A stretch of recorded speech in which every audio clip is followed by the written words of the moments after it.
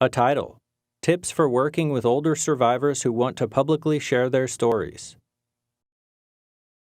Bonnie Brandl, Director, National Clearinghouse on Abuse in Later Life, End Domestic Abuse, Wisconsin. Older victims and survivors can be the most powerful speakers in terms of engaging the hearts and minds of an audience. So when that's an option, I think it can be so important for an audience to hear and see an older victim speak about his or her experience. That said, I think we want to use some caution. Not all older victims are going to want to share their story publicly. Not all older victims should share their story publicly. There are safety concerns to consider with not only the perpetrator, but often older victims have adult children in common with their perpetrator and other family members, and who might react negatively to hearing information being presented about their family, their private family matter, or a narrative that doesn't match their own experience with that abuser. So I think it's important to think through, are there any safety considerations? How is this person doing emotionally? The victims that I have worked with that have presented publicly have talked about wanting to make sure that it doesn't happen for other older victims, that they felt so alone that they want to be sure that there's a face out there that other older adults can see, and maybe they will get help as a result of that. So if you find someone like that who is wanting to share their story, I think it's really important to spend a lot of time up front prepping, checking how they're doing, how comfortable they are with public speaking, maybe helping tailor the story. As we know, often these presentations are time limited. You have 5 minutes or 7 minutes on a panel, not 20 or 30. So helping them sort of tease out parts of their story that might reach a particular audience in a way. Being with them when they are there the day of the presentation, being completely prepared if they don't show up, which has happened to me a number of times, health issues, family issues, or they simply have decided it's not a good fit for them, so always have a plan B. But then making sure, do they have the transportation they need? Do they have everything to make them comfortable while they're at the training? And then being there with them immediately after if they need anything, and checking in a few days after.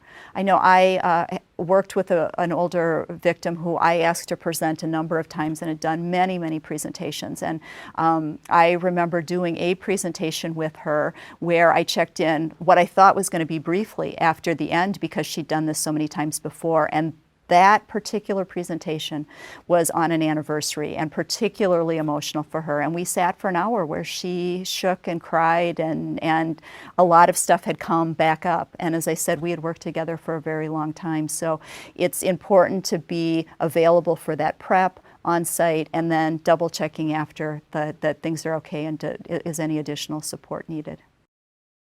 Lisa Furr, Program Coordinator, Office of the Virginia Attorney General. Oftentimes when the invitations for speaking come into an agency, they want to talk to a victim.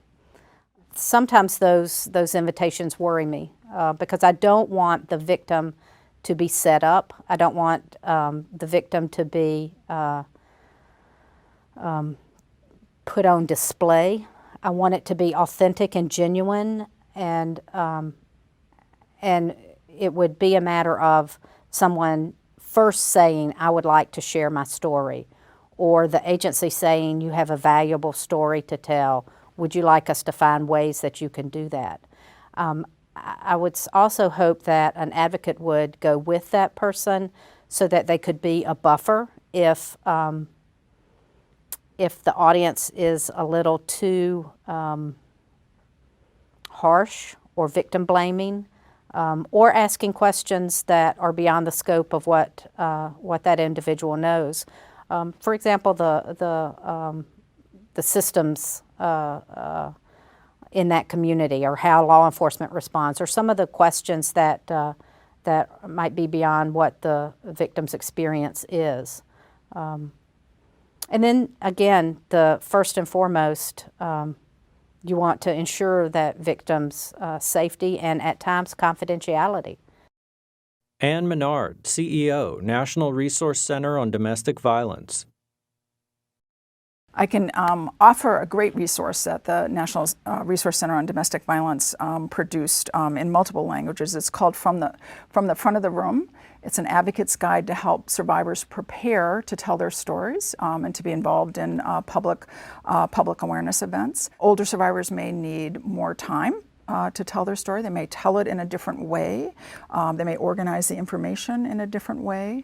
That issues related to their access to the space in which the training or the event is occurring really need to make sure that check that out ahead of time. Not that shouldn't be a source of tension right before someone is being asked to tell their story. So these are all, and there's some other sections, but these are all thoughtful suggestions for advocates who are working with a survivor or thinking of asking us, an older survivor, to tell their story. Logos appear. NCALL, www.ncall.us. Terra Nova Films, terranova.org. Funded by the U.S. Department of Justice, Office on Violence Against Women and Elder Justice Initiative. www.justice.gov/elderjustice.